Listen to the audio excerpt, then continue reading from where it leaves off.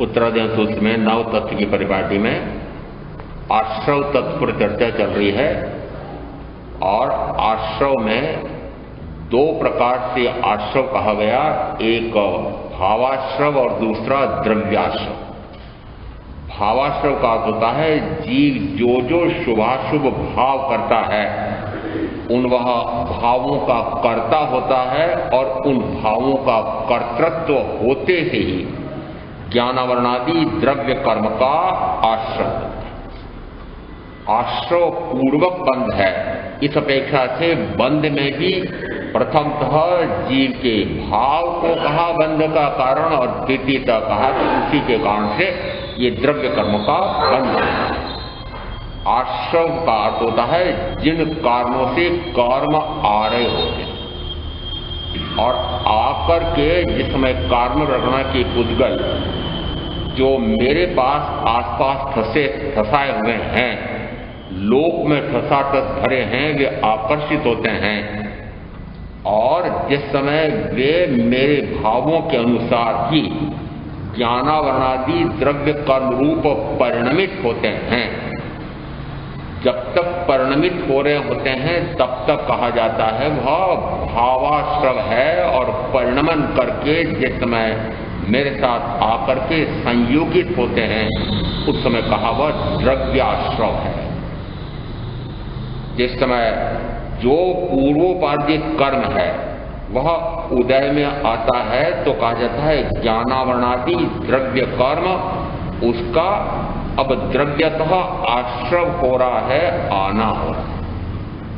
और जिस समय वह कर्म पुनः आकर के बाह्य में कोई अनुकूल या प्रतिकूल व्यक्ति, वस्तु, स्थिति, परिस्थिति आदि ला करके उपस्थित करे, विद्यमान करे, तब मैं पुनः भाव करता हूं राग रति आदि का। और ऐसे ये आश्रव की श्रृंखला निरंतर अनंत काल से चली आ रही है, टूटे न टूटे, टूट रही है। ये टूटती कब है?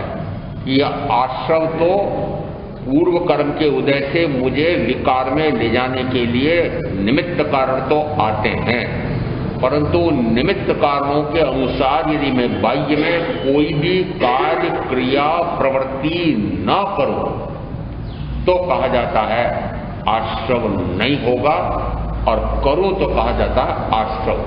इसका अर्थ हुआ कि मूलतः तो मेरी ही शुभाशुभ भावों से कर्म का आश्रव होता है और फिर भेद अपेक्षा से कहा गया कि प्रथमतः इसमें मिथ्या मान्यता से आश्रय होता है, तो मिथ्यात्व, फिर दूसरा दिया कि उसी के कारण से वह पांच इंद्रियों के मनोज्ञ अमनोज्ञ जो सुख साधन सामग्री मिलती है उसमें रति करता है या अरति करता है, तो फिर उसे नाम दिया वह अविरति में जा रहा है, तो वह कर्म का आश्रय है। यदि रति अरति से ही समझ में आ जाता तो आगे भेदों में जाने की आवश्यकता नहीं थी, परंतु क्योंकि हम भीट लोग समझ में आता नहीं है, इस कारण से फिर सूत्रकार भिन्न भिन्न अपेक्षा से कहते हैं देखो यह भी आश्रव का कारण है। और आश्रव में फिर कहा यह प्रमाद भी आश्रव का कारण है, और प्रमाद में कहा था कि मूलतः मुख्यतः तो जिस समय मैं अपने स्वभाव में रमण करता हूं उस समय कहा जाएगा कि मैं वस्तुतः अप्रमत्त हूं, और उसको छोड़ करके शेष जो भी है वह प्रमाद है। तो प्रमाद की व्याख्या कितनी व्यापक हो गई, और अब उसमें चाहे जितने सम्मिलित करना हो उसमें फिर कहा कि उसमें मद या मद्य, दूसरा कहा विषय, तीसरा कहा विकथा, चौथा कषाय और पांचवा योग। योग में अशुभ योग नहीं कहा है, योग। जिस समय अशुभ कहेंगे तो उसका अर्थ मात्र अशुभ भावों को रोकना यही संभव होगा, परंतु यदि शुभ भाव हो रहे हैं तो फिर शुभ भाव से आश्रव तो होगा ही होगा। इसलिए यहाँ आश्रव में शुभाशुभ दोनों प्रकार के भावों में जिस समय योग प्रवृत्त होते हैं, ये पांचवा भेद दिया है प्रमाद का। अब इनमें से यदि रति अरति से समझ में नहीं आया तो पुनः कहते हैं कि वह विकथा में जाता है और विकथा से फिर विषय सेवन में जाता है। विकथा का अर्थ होता है यदि वह पुरुष है तो स्त्री कथा और स्त्री है तो पुरुष कथा करे, यदि देश कथा राज कथा करे या भात कथा करे, कोई भी कथा करे, उस समय कहा जाता है वह प्रमाद में चला गया। सारा समय सारी शक्ति आत्मा की किसमें लग रही है? तो कि मात्र इन भी कथाओं में लग रही है। आत्मकथा का अवसर तो कभी कभी आता है और ये 24 घंटे में भी कितने समय के लिए आप अवसर उठाते हैं? अधिक से अधिक 48 मिनट या और अधिक। वस्तुतः निरंतर शेष 23 घंटे और 12 मिनट जो है उसमें क्या हो रहा है? क्योंकि उसमें निरंतर विकथा चल रही है, आत्मकथा का लेश मात्र नहीं है। यदि यहाँ आप जो आत्मकथा धर्म कथा सुनने के लिए आए हैं, वे भी जैसी स्थानक छोड़ेंगे और घर की तरफ उन्मुख होंगे, घर में जाते समय रास्ते में कहो कि घर में जाते सी कौन सी कथा शुरू होती? कथा। कौन करते हैं? घर परिवार वाले। आप उन पर हावी क्यों नहीं होते हैं? उनसे आप क्यों परास्त हो जाते हैं? यदि आप आत्मकथा सुन करके गए हैं तो आप जाकर के यों नहीं कहते हो कि मैंने आज यह तत्व स्वरूप सुना था, आत्मा का स्वरूप ऐसा सुना था, कर्म का आना ऐसे सुना था, रुकना ऐसे सुना था। उनको जाकर के अपनी बात कहते हैं कि वे आपको जो कहने लगते हैं वो सुनते हैं। क्या करते हो? यदि जो स्वाध्याय में तत्व चर्चा में प्रवचन में आपने तत्व स्वरूप समझा है, उसको यदि पक्का करना हो तो एकमात्र उपाय है कि सामने जो मिल जाए उसके सामने उगल दो। और यदि कोई परिचित परिजन ना मिले तो सामने और भी तो बहुत सारी वस्तुएं मिलेंगी, और कोई नहीं मिले तो दीवार तो होगी कमरे की, खंबे तो होंगे, इसको सुना दो। वज्र स्वामी एक उद्भट विद्वान ज्ञानी आचार्य हुए थे। उनका विशेष वर्णन कभी नहीं करना है, परंतु जिस समय वे 3 वर्ष के थे उस समय उनको 11 अंगों का अध्ययन हो गया था। मात्र साथियों के साथ में जो सेवादार होते थे, सेवादारी होती थी, उनके पल्ले में वे झूलते झूलते ये आर्यिकाएं जिस समय स्वाध्याय करती थी, सुनते सुनते उनको 11 अंगों का अध्ययन। अल्प वय में ही जब उनकी दीक्षा हो गई और जिस समय छोटे संत को तो छोड़ करके बड़े बड़े भूमिका चले जाते थे, एक दिन गुरु वापस लौट रहे थे, तब दरवाजे पर ठिठक गए। उन्होंने कहा अंदर में वाचना दे रहा है कोई, किसको वाचना दे रहा है? सुनते रहे और उन्हें लगा कि ओहो, ये वज्र स्वामी मेरे ऐसे विशिष्ट मुनि ये वाचना दे रहे हैं। अंदर जाकर के देखा तो वाचना किसको दे रहे थे? ओखा, पात्रे और साधन वस्तुएं रखी हुई थी सामने और वाचना दे। सुनने वाला कौन था? सुनने वाले थे ना, सुनने वाले होके पात्रे थे। किसको सुना रहे थे? वस्तुतः वे तो अपने आप को सुना रहे थे। जिस समय आप यदि किसी भी प्रकार का कोई भी वस्तु सामने आ जाए, व्यक्ति आ जाए, उसके सामने यदि बोलेंगे, वह सुने न सुने, श्रद्धे न श्रद्धे, पर आपने जो तत्व ज्ञान यहां सुना है, स्वाध्याय में पढ़ा है, वो पक्का हो जाएगा। करते हो? मैं पूछ रहा हूं, करते हो? वस्तुतः करते नहीं है। जिस समय किसी को वाक्पटु बनना है, विशिष्ट से विशिष्ट सांसद बनना है तो मुझे एक चर्चिल का मुझे याद है कि चर्चिल पहली बार जिस समय सांसद बने थे और संसद में पहली बार बोलने का जब अवसर आया तो वे थर-थर कांप रहे थे। उन्होंने कहा बोलना ही नहीं आ रहा है, कंपी हो रही है। एकांत में जाकर के उन पहाड़ियों के सामने, पेड़ पौधों के सामने खड़े होकर के और ये समझते कि मेरे सामने ये सारे सांसद सभासद बैठे हुए हैं और मैं बोल रहा हूं। और वे विश्व के सबसे उत्कृष्ट सांसद से जुड़े वाक्पटु। आप क्या करते हैं? ऐसे हो रहे हैं। मुझे तो वाक्पटु भी नहीं बनाना है और पंडित भी नहीं बनाना है, परंतु उस आत्म तत्व को पक्का करने के लिए जो सामने आ जाए उसको बोलते क्यों नहीं, समझाते क्यों नहीं है, वो उनको समझ में आए ना आए, मेरी समझ तो पक्की हो जाए। क्योंकि वज्र स्वामी की बात निकली है तो पूरा कर दे उस बात को। जिस समय आचार्य अपने शिष्यों के साथ विहार कर रहे थे, कुछ और शेष उनको छोड़ दिया था, उस समय वे संयम पर्याय में दीर्घ संयम वाले वो कह रहे थे गुरु भगवंत आप पधार रहे हैं तो फिर हमें वाचना कौन देगा? तो उन्होंने कहा ये वज्र स्वामी वाचना। पर्याय में कितने काम आप मानते क्यों कि मैं आयु में कम हूं या मेरी साधना भी कम है?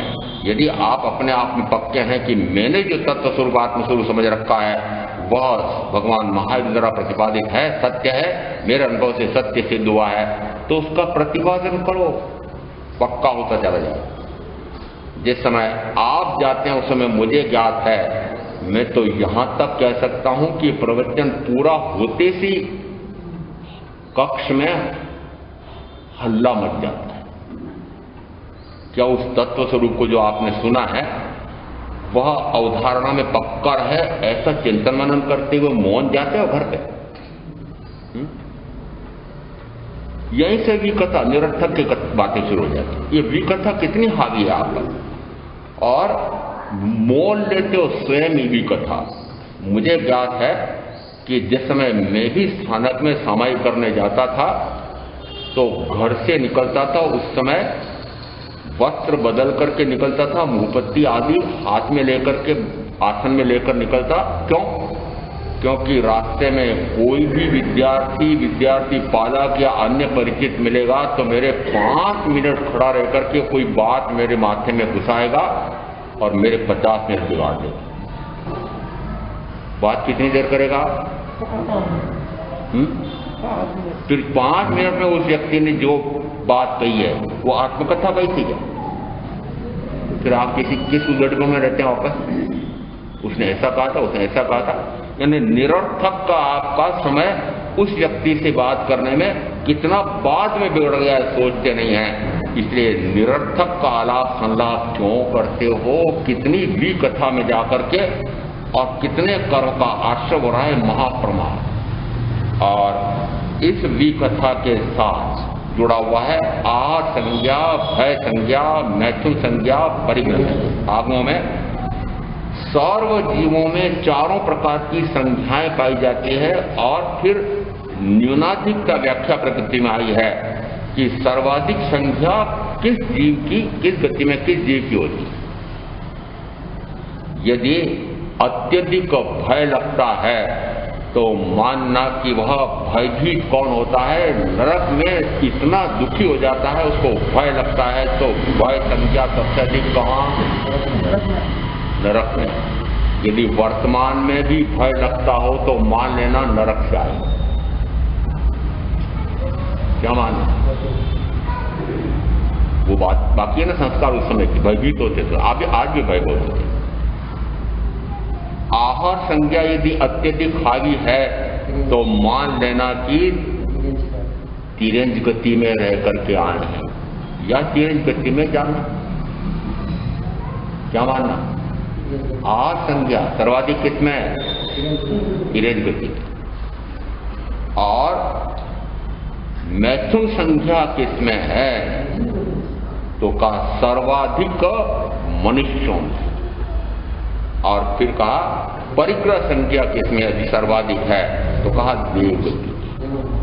और मुझे पता है कि ये मनुष्यों में चारों प्रकार की संज्ञाएं अत्यधिक, क्योंकि ये बुद्धिमान अधिक है, तो इनकी बुद्धि से इन्होंने खूब तो परिग्रह जोड़ रखा है।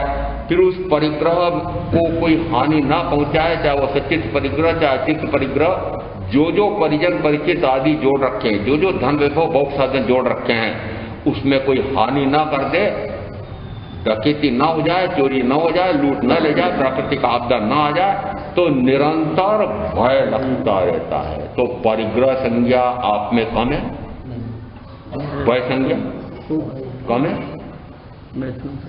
आहार संज्ञा दिन भर खाओ चलो, कितनी बार खाते हो?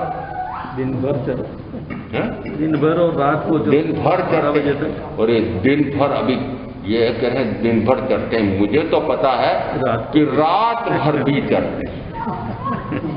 रात भर का अर्थ होता है, उसके लिए हिंदी में एक बड़ा अच्छा शब्द है, निशा शब्द है रात के लिए। और निशा में चरने वाले, निशा में चरने वाले, तो रात में भी जो घास फूस आदि खाने वाले कहो, कि रात में भी चलने वाले कहो, कि रात में ही सारे कारोबार कार्य व्यवसाय करने वाले, कारखाने चलाने वाले, वे क्या हुए? खाने वाले। ये आप ही लोग बोल रहे हो, शब्द मैं नहीं बोल रहा हूँ। आप बोले जाए, आप बोला रहे हो, आप हो तो आप बोल रहे हो कि निशाचरी प्रवृत्ति में यदि आप लगे हुए हो, और फिर मैं पूछूं भाई कौन सी प्रवृत्ति है, और फिर यदि साहित्य का नाम है कि निशाचरी, तो फिर निशाचरी करने वाला का नाम होगा निशाचर। इसका अर्थ हुआ कि आहार संज्ञा कितनी, और इन तीनों की अपेक्षा से भी सबसे अधिक किसकी? अब सूत्र कहता है स्पष्ट कि मैथुन संज्ञा सबसे अधिक मनुष्यों में पाई जाती है। और इसलिए आगमों में जगह जगह इस मैथुन संख्या को भयंकरतम कर्म का आश्रय कहा, और इस पर रोक करने में जो मुख्य साधना होती है वह है ब्रह्मचर्य।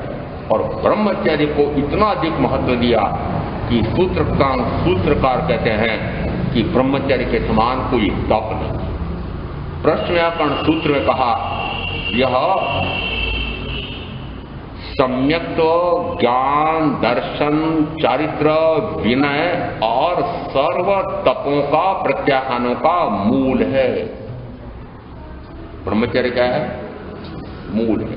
फिर ब्रह्मचर्य संवर स्थान में प्रश्न व्याकरण सूत्र में आया कि ब्रह्मचर्य का साधक किस फल की प्राप्ति करता है, तो कहा वह अक्षय पद को प्राप्त होता है, शिव सुख दाता है वह ब्रह्मचर्य। उसको सर्व भयों से मुक्त करने वाला, सर्व भवों से मुक्त करने वाला, सर्व कर्मों का विदारण करने वाला ऐसा शिव सुख पददाता, अक्षय पददाता है। कौन? ब्रह्मचर्य। ब्रह्मचर्य। यदि ब्रह्मचर्य की इतनी महिमा आई है तो इसका विलोम क्या है? ब्रह्मचर्य का विलोम, ये ब्रह्मचर्य का विलोम बताना। अब मैं विलोम आपको इसलिए बताऊं, शब्द बड़े खराब है तो मैं क्या कहूं, विलोम आप अपना शब्द ढूंढ लेना। मैं उसके लिए शुद्ध संस्कृत शब्द कहता हूं अब्रह्म सेवन, क्योंकि आपको दूसरा शब्द बड़ा खराब लगता है। अच्छा, मैंने कहा कि भाई मैं मान लो ऐसा शब्द बोलूं तो आपको लगता है ऐसे खराब शब्द क्यों बोलते? मैंने कहा आप ऐसे खराब कार्य करते हो उसमें तो शर्म नहीं आती, आपको मैं बोलूं उसमें शर्म लगती है। जिस समय ये अब्रह्म सेवन होता है तो अब्रह्म सेवन इसका अर्थ है कि पांचवी इंद्री का भोग। यहां पांचवी इंद्री में दो प्रकार का भोग माना जाता है। एक को कहा जाता है स्पर्शेंद्री और दूसरे को कहा जनन भोग। इसमें यदि शरीर सुख चाहते हैं, शरीर सुख मिले तो अच्छा लगता है, उसको हम कहेंगे स्पर्शेंद्री का भोग। और यदि जनन सुख अच्छा लगता है, रति क्रीड़ा अच्छी लगती, रति भोग अच्छे लगते हैं, तो उसे फिर नाम देंगे स्पर्शेंद्री का वास्तविक भोग। और यह निश्चित है कि इस स्पर्शेंद्रिय की प्राप्ति जीव को कब से है?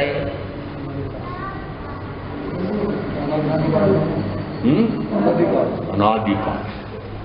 यदि अनादिकाल से स्पर्शेंद्रिय का भोग भोगते भोगते अनंत काल हो गया है, संतुष्टि हो गई? संतुष्टि हो गई क्या? विराम दे दिया क्या? आप ब्रह्म सेवन को विराम दे दिया क्या? यदि संतुष्टि हो गई हो, स्वतः यदि तत्व स्वरूप समझ में आ जाए, सहज में वह अब्रह्म सेवन छूटता जाता है और वह अब उस प्रकार के कर्म के आश्रम से रुक जाता है। परंतु यदि शरीर भी क्षीण हो जाए, इंद्रियां क्षीण हो जाए, रोग आकर के घेर ले, तब भी वह अब्रह्म सेवन का भाव नहीं मिटता है। ऐसा भी सूत्रों में आया हुआ है। इसका अर्थ है कि यह ऐसा स्पर्शेंद्रिय का भोग है कि जिसके पीछे अप्रमास्थान ज्ञान उत्तराजन के 32 अध्ययन में आया। एक एक इंद्रिय के भोग के पीछे यह हिंसा करता है, झूठ बोलता है, चोरी करता है, हरण करता है, अपहरण करता है, न जाने कितने कितने पाप कर्म करता है। अब ये जो वर्णन आया उसमें एक शब्द मैंने बड़ा विशेष पकड़ा कि हरण अपहरण करता है। वो किसका हरण अपहरण करता है? तो सामान्यतः आपने कभी देखा हो, ध्यान दिया हो, चाहे संयमी साधु हो न चाहे संयमी साध्वी हो, किसके सामने बैठ के प्रवचन देते? पुरुषों के सामने। ध्यान में है? किसके सामने बैठते? किसके सामने? पुरुषों के सामने। क्यों? अब मैं पूछ रहा हूं क्यों?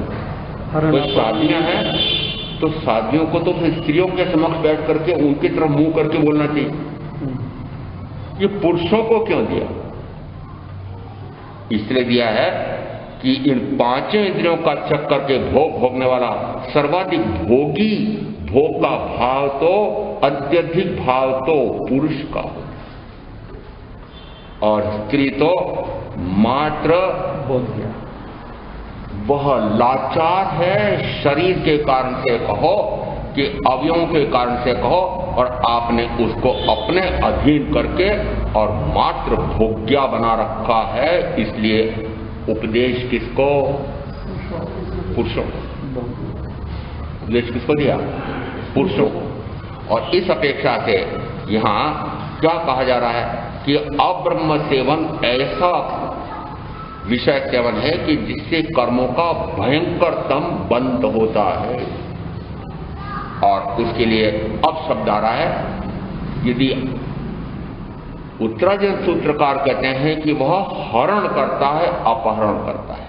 और अभी आपकी चल रही है नवरात्रि, चल रही है। नवरात्रि का अंतिम 10वां दिन क्या होता है? दशहरा। वो 10 दिन गिन लो, यह पता नहीं कितने दिन तक जो युद्ध हुआ था राम रावण का, उसके पीछे मूल में कौन था?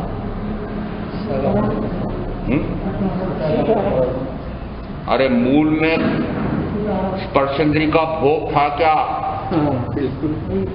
अरे आपकी नहीं पूछ रहा हूं मैं, किसी और की पूछ रहा हूं। रावण ने इसीलिए किया। रावण ने इसीलिए सीता का हरण क्यों किया? भोग में। ऐसी अनिंद्य सुंदरी, और इन वनवासियों के यहां पर अरे ऐसी अप्सरा जैसी सुंदरी तो ये मेरे महलों में पटरानी बन करके शोभा देती है। और इस कारण से पहले प्रयास किया था, उस समय वह धनुष हिला भी नहीं था। इस कारण से निरंतर वो टीस अंदर में रही होगी। और फिर देखा कि वनवासी ये ऐसी आनंद सुंदरी के साथ भटक रहे हैं, तो फिर कपट किया। अब जिसमें उत्तराजन सूत्रकार कहते हैं कि वो न जाने कौन कौन से छल प्रपंच कपट करता है, मायाचारी करता है, अपहरण करता है। अब सूत्रकार ने कहा जो सामने दिखाई दे रहा है, छल किया था कि नहीं? कौन सा छल किया था? कि वस्तुतः वेश बनाया साधु का, भिखारी का, ब्राह्मण का। किसका वेश बनाया? वेश इस प्रकार का बनाया, भीख मांगने के लिए जा रहा है। और देखो जिस समय तरीकी मायाचारी कितनी की कि एक हिरण इस प्रकार का सोने का बना करके दोड़ा रखा था, और जैसी सीता माता की दृष्टि पड़ी किस पर, बहनों की तरफ मुंह करके पूछ रहा हूं,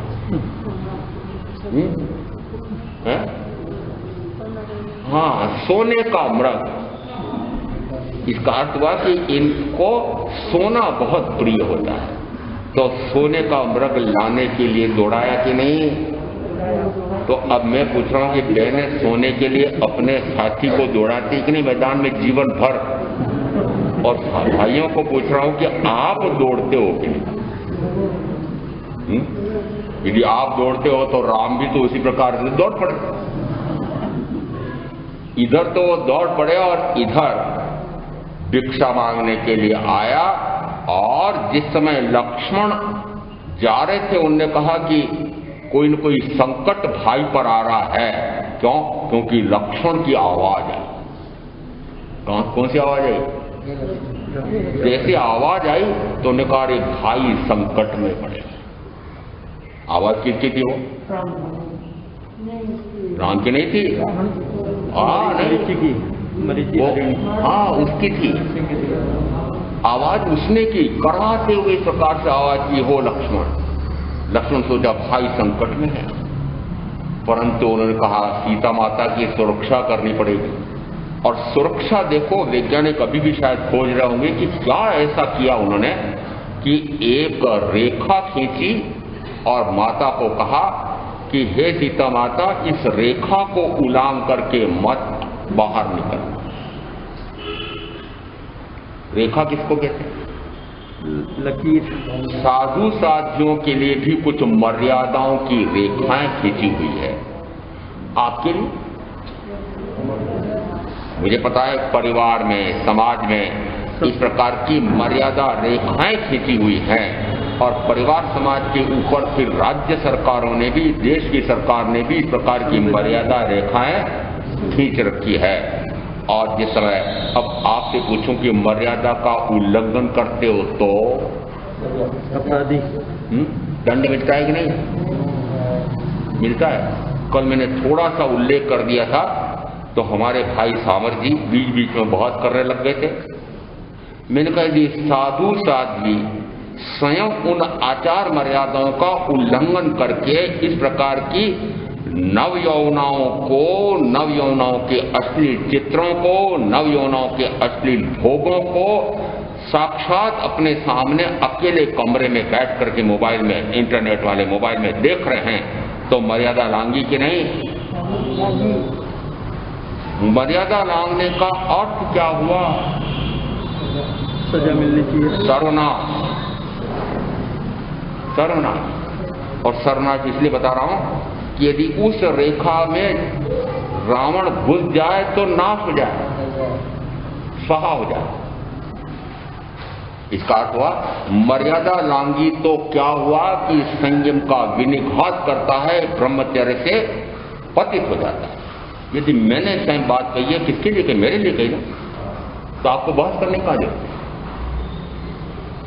मैं कह रहा हूं कि मैं ऐसा हो रहा हूं, फिर मैंने ये पूछा कि यदि मैं ऐसा हो रहा हूं तो उसमें मुझे बिगाड़ने में दोषी आप हो कि नहीं? बस की क्या बिंदु है? दोनों का दोनों बिगड़ रहे हैं, मान लो दोनों बिगड़ रहे हैं तो कोई ना कोई तो चेतो। इसका अर्थ हुआ कि निश्चित है कि मर्यादा रेखा को लांघना नहीं, ऐसा जिस समय लक्ष्मण ने कहा था। फिर जिस समय रावण ने भीख मांग रहा है तो भीख मांगने वाला कहता है कि मुझे बाहर आकर के दो तो लूं, मैं अंदर नहीं आना चाहता। रावण विशेषज्ञ था क्या? वैज्ञानिक था क्या?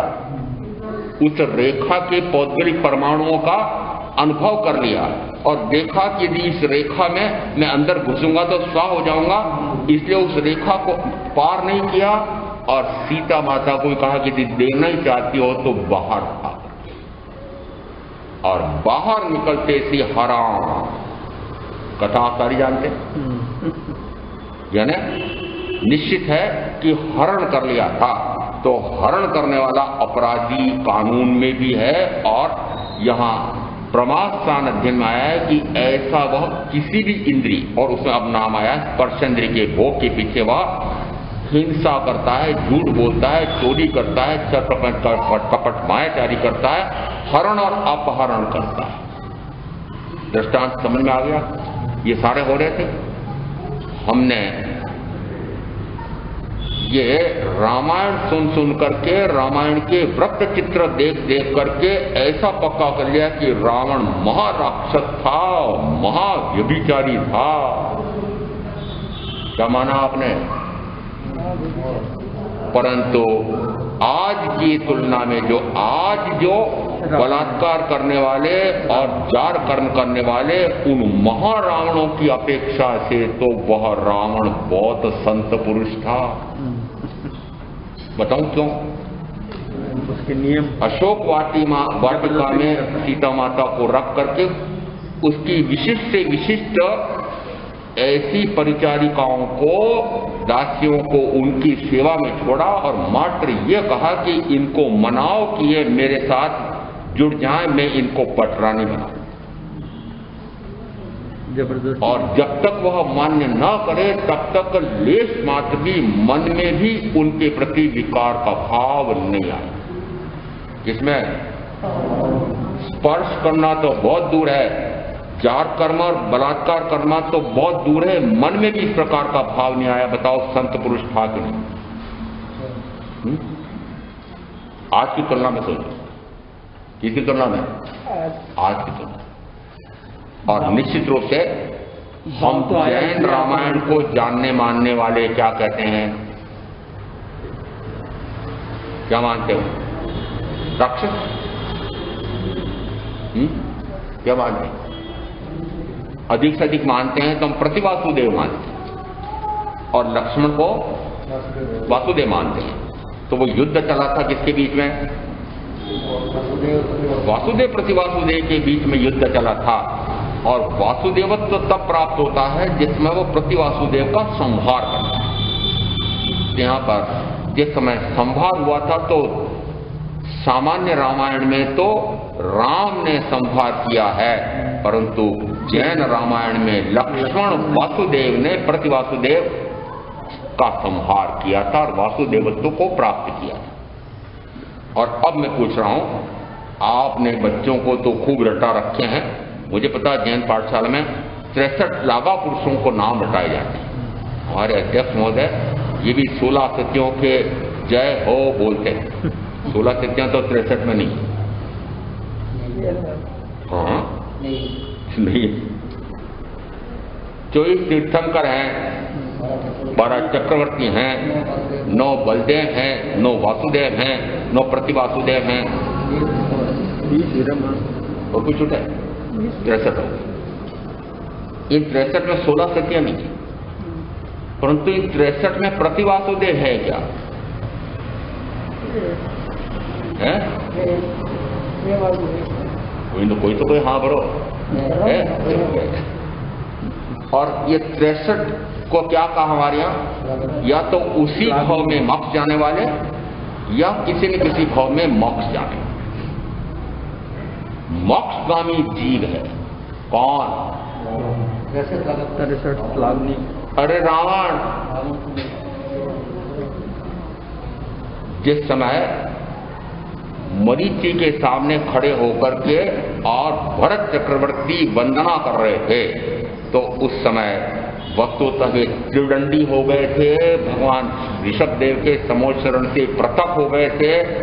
और उस समय जब वार्ता करते थे सुना कि तुम्हारे ये पौत्र इसी अवसरी में 24 तीर्थंकर होंगे, उस समय वे मरीचि के सामने जिस समय वंदन कर रहे थे उस समय किस रूप में वंदन करते थे? मरीचि के रूप में? महावीर के महावीर तीर्थंकर किस रूप में? कौन से स्वरूप का ध्यान आया? वो भविष्य में एक तीर्थंकर बनने वाले, वंदन करने योग्य हुए कि नहीं? अब मैं आपसे पूछ रहा हूं कि रावण मारने योग्य है कि वंदन करने योग्य?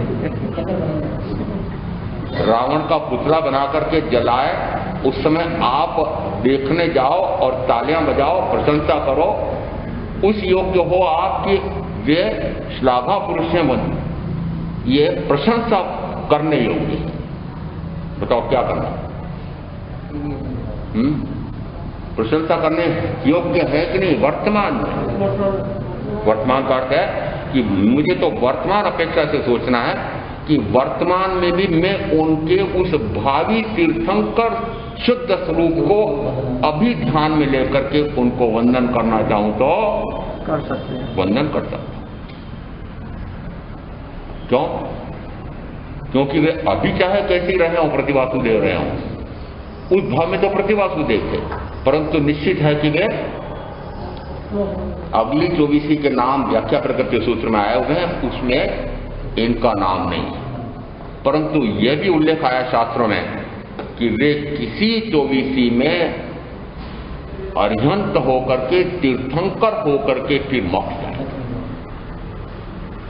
ये जो संदर्भ मैंने इसलिए दिया है कि वस्तुतः उन्होंने सीता माता के प्रति कितना उत्कृष्ट भाव रखा, वो संत पुरुष थे कि नहीं? और जिस समय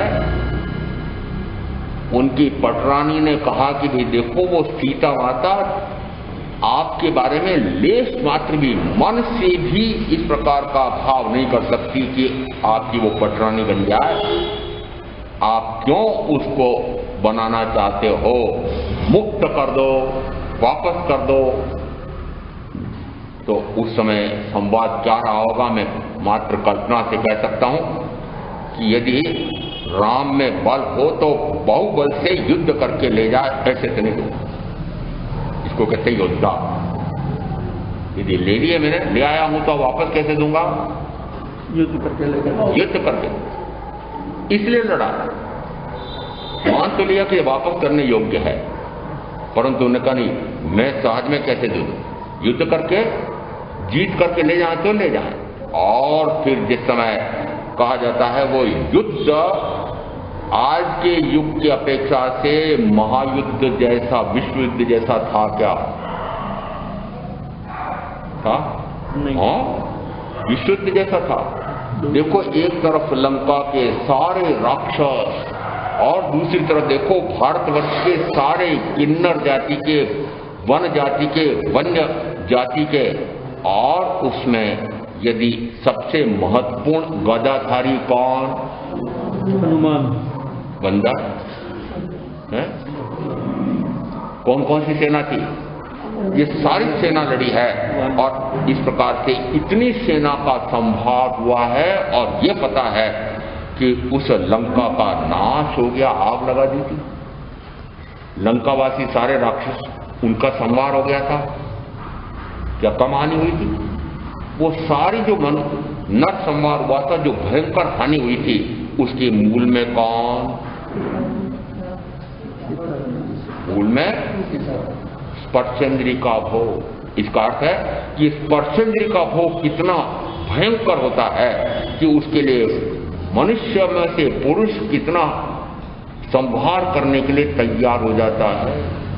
एक उदाहरण। दूसरा उदाहरण यदि हमारे आगमों के अनुसार लें तो द्रौपदी अनिंद्य सुंदरी जैसी सारे तरफ समाचार फैला कि ऐसी अप्सरा जैसी सुंदर है, तो एक पद्मनाभ नाम के राजा ने देव योग का सहयोग लेकर के मान लो हरण करवा दिया। देखो मूल में क्या था? स्पर्शेंद्रिय का भोग, हरण हुआ, कपट हुआ, मायाचारी हुई, और जैसे ही वह उठी महलों में, उस समय देखा मैं सोई कहाँ थी और उठी कहाँ हूं, तुरंत भाप लिया कि कुछ न कुछ दाल में काला है, और सामने उसी समय पद्मनाभ ने आकर के प्रस्ताव दे दिया कि मैं तुम्हें अपनाना चाहता हूं, अपनी रानी बनाना चाहता हूं, मेरे साथ भोगो। उन्होंने कहा मैं तैयार। संकट में आए तो क्या करे? देखो बुद्धिमानी, कि मुझे 6 महीने का समय दे दो। और 6 महीने में पांडवों के पास समाचार पहुंचा और समाचार प्राप्त करके पांडवों ने सोचा अरे लड़ करके लानी पड़ेगी। उन्होंने कृष्ण अपने मित्र उनको कहा आप भी साथ जाओ। और जिस समय पद्मनाभ और पांडवों के बीच में युद्ध हुआ था, मूल में कौन था? वो परचंद्री का वो, कोई स्त्री का वो। इसका अर्थ है कि उस समय जो युद्ध हुआ और उस युद्ध में यद्यपि बात अलग थी, पांडव हार गए थे, तो वहां कथाकार पता नहीं क्या कहना चाहते हैं। मैं उस कथा को भिन्न अपेक्षा से भी कहता हूं कि जिस समय पांडव मुंह लटकाए हुए वापस कृष्ण महाराज के सामने गए तो कृष्ण महाराज ने कहा क्यों हार गए? उन्होंने क्या किया था? और हमने ऐसा कहा था उसको कि हे पद्मनाभ, आज का युद्ध ऐसा होगा और पार की लड़ाई होगी, या तो तुम नहीं या हम। और उन्होंने कहा अरे ऐसी चुनौती दी जाती, पहले तुमने हार मान ली कि या तो तुम नहीं या हम नहीं। तो हम नहीं, तुमने पहले स्वीकार कर लिया, गुड्डे तो तुमने पहले टेक दिया, वो जीत गया। कृष्ण महाराज ने कहा चलो मैं सर। और जैसी पद्मनाभ को ललकारा, हे पद्मनाभ, आज का युद्ध ऐसा होगा कि बस तुम नहीं मात्र मैं। और कृष्ण जीत गए। यहां पर वासुदेव से इस अपेक्षा से नहीं, युद्ध कैसा लड़ा कि आज का युद्ध ऐसा होगा कि तुम नहीं जीत सकते, मैं ही जीतूंगा। और ऐसा वैसा मैं दृष्टांत इसलिए देता हूं कि जिस समय आपके समक्ष वो कर्म शत्रु या कर्मों के फलस्वरूप बाहर में ऐसा कोई निमित्त, ऐसा व्यक्ति आकर के खड़ा हो जाता है, उस समय आप उस कर्म या कर्म के निमित्त को चुनौती देते हो क्या कि एक कर्म या कर्म के निमित्त आज की लड़ाई ऐसी आर पार की होगी कि तुम नहीं बस मात्र मैं। कैसी लड़ाई लड़ते? हे कर्म तू बड़ा बलवान, घुटने टेके इसके सामने, कर्म के सामने, कर्म के निमित्त के सामने घुटने टेकने वाले रणछोड़ दास। और फिर कहते हो कि मैं अनंत वीर का धारक ऐसा जीव हूं। कहां से अनंत वीर का धारक? जिस समय ऐसा युद्ध हुआ, मुझे ज्ञात है कि जिस समय ऐसा स्वयंवर रचा गया था और स्वयंवर में दशरथ दर्शक दीर्घा में बैठे हुए थे, और उस समय स्वयंवर में जो राजकुमार आए हुए थे अविवाहित, उन्हीं को माला पहनाई जानी थी, परंतु माला किसके गले में डाल दी? दशरथ के गले। सारे राजकुमार भड़क गए। और उसी समय क्या नाम था उसका?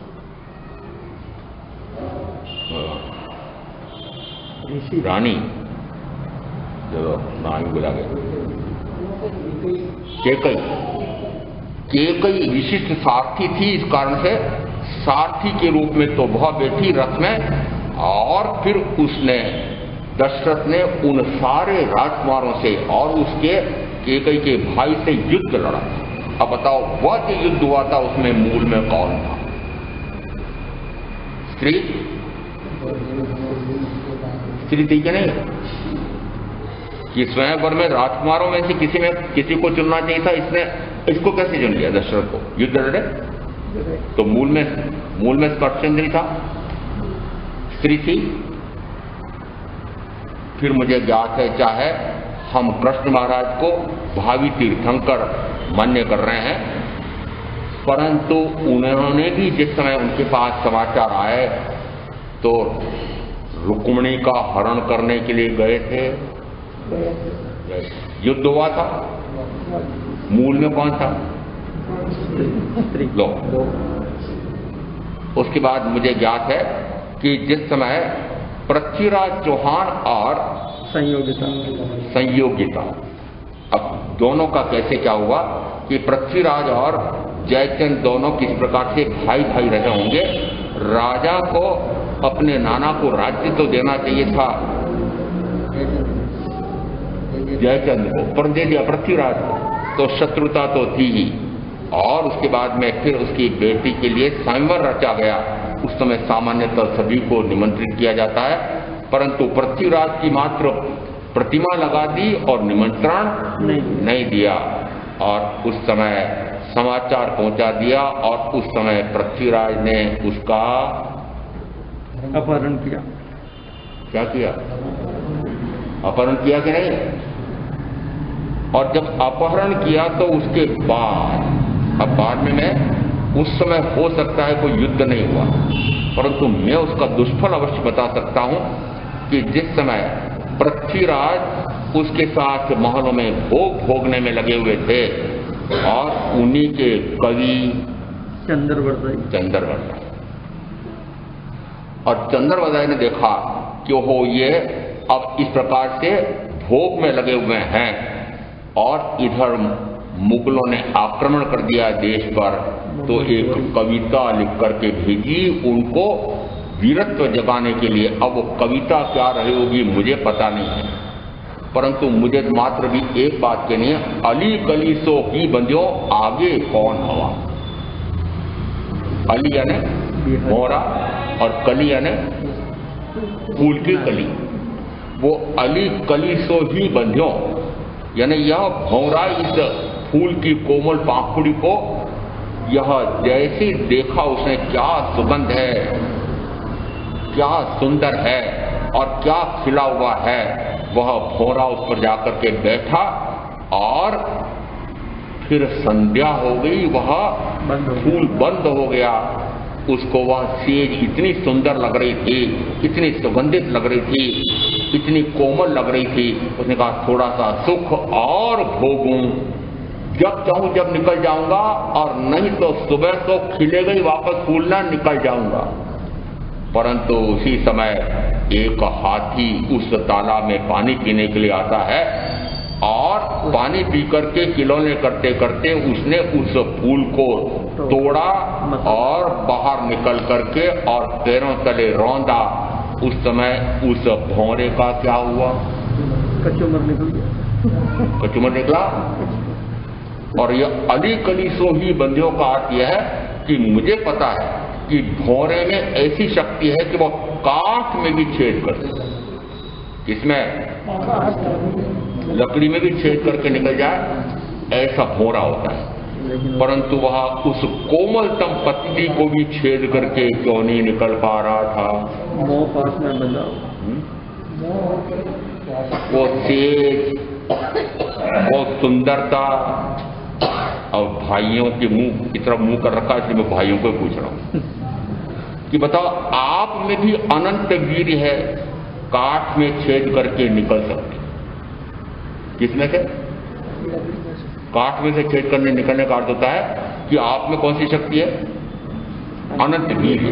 और अनंत वीर्य को कार्य में लेकर के आप भी उस सेज को छोड़ करके, सेज वाली को छोड़ करके क्या संयम नहीं ले सकते हैं? काठ में छेद करने वाला पंखुड़ी को क्यों नहीं छेद पा रहा था? मुंह पास में बंधा होगा कि वो इसलिए नहीं छेद पा रहा था कि उसको इतनी श्वास आ रही थी, इतनी सुंदर सेज थी, इतनी कोमल सेज थी, थोड़ा सा सुख और भोग। तो अब जो इस प्रकार से यहाँ सामने बैठे हुए में से जो मान लेना, आपके लिए गिनो कि आपके लिए नहीं, ऐसा गिनो। कैसे? मुझे तो तत्व ज्ञान कहना है कि जो इस प्रकार से भोग रहे हैं वे क्यों भोग रहे हैं? उस भोग में सुख लग रहा है। वो भौरा क्या मान रहा था? थोड़े समय और सुख भोग लूं, अब और सुख भोग लूंगा, आगे कौन हवा। आगे कौन हवा का अर्थ होता है आगे क्या कि वहां तो वो हाथी आया था, उसने रौंदा था, परंतु आपको कह रहा हूं आपको कोई हाथी नहीं आएगा, वो काल चंद्र हाथी आकर के जब रौंदेगा उस समय क्या हाल होगा? बताओ क्या हाल होगा? कि भोगों ही भोगों में रस लेते लेते यदि काल चंद हावी हो गया और मरोड़ करके ले गया भेंटी, उस समय क्या हाल होगा? कि निरंतर चक्रगति में भ्रमण होगा। इसलिए कहते हैं अली कली सो ही बंधियो आगे कौन हुआ। यानी वहां तो उसको दृष्टांत चंद्रवरदाई को ये देना था कि तुम इस प्रकार से इस कली के साथ ही बंद करके, बहुपाश में बंद करके और मग्न हो रहे हो रस में, भोगों के रस में, परंतु ऊपर उत्तर में ये मुगलों ने आक्रमण कर दिया है चेतो। उस समय वे तो चेत गए थे, आप कौन चेत गए थे? पृथ्वीराज वहां चेत गए थे, युद्ध लड़ने चले गए थे छोड़ करके। इसका अर्थ हुआ कि जो जो युद्ध हुए उसमें एक युद्ध, चूंकि मैं मेवाड़ का हूं और आप सबको पता होगा कि पद्मिनी के सौंदर्य के बारे में बहुत प्रचार था, और उस समय मोहम्मद खिलजी जैसा नाम मुझे ध्यान में है कि उसने जिस समय सुंदरता का वर्णन सुना और चित्तौड़ के किले को चारों तरफ घेर करके, और कितने दिन तक संघर्षरत रहा, परंतु राजपूत निरंतर उस पर वार करते रहे और वह चित्तौड़ का किला जीत नहीं सका। खिलजी उस समय हार करके एक संदेश भेजा कि चलो कोई बात नहीं, कम से कम मुझे उसका मुंह तो दिखा दो। अब मैं बहनों को पूछ रहा हूं, राजपुताना में रहने वाली बहनें, राजपुताना में रहते हो? बहनों को पूछ रहा हूं, राजपुताना में रहने वाले ये इन बहनों ने क्या कहा उस समय? बोले कि मेरा मुंह तो मात्र मेरे पति दे सकते हैं और कोई नहीं देख सकता। कौन देख सकते हैं? पति ही देख सकते हैं। आज सब देख। अब आप क्या लोग, मुझे नहीं बता, मैं तो आज छोड़ देता हूं विषय को। जिस समय उन्होंने कहा भाई ऐसा नहीं तो फिर कोई तरकीब करके, और मात्र कांच में उसका मुंह देख करके भी वो खिलजी प्रसन्न होकर के चला गया था। और आज भी चित्तौड़ का किला देखने जाते हैं तो वो कांच वाला स्थान उन पर्यटकों को अवश्य बताते हैं। मुझे बताओ कि जिस समय खिलजी ने और राजपूतों के बीच में जो युद्ध हुआ था उसके मूल में कौन? वो स्त्री। इसका अर्थ है कि इतने तो युद्ध महायुद्ध हुए हैं, और उस अपेक्षा से सोचो कि वर्तमान में भी यदि इस प्रकार की स्पर्शेंद्री का भोग हावी है तो कितना हम हिंसा, झूठ, चोरी, ऐसा छल, प्रकट, कपट, मायाचारी करके और हरण अपहरण करके कैसे कैसे कर्म का बंद कर रहे हैं। क्यों नहीं सोचते हो कि कितना कर्म का आश्रय हो? मूल में क्या है? मूल स्पर्शेंद्री का भोग, और स्पर्शेंद्री के भोग के पीछे मान लो और 4 इंद्रियों के भोग हैं। यदि 4 इंद्रियों के भोग तो हैं और स्पर्शेंद्री का भोग नहीं है, तो भी 4 इंद्रियों के भोग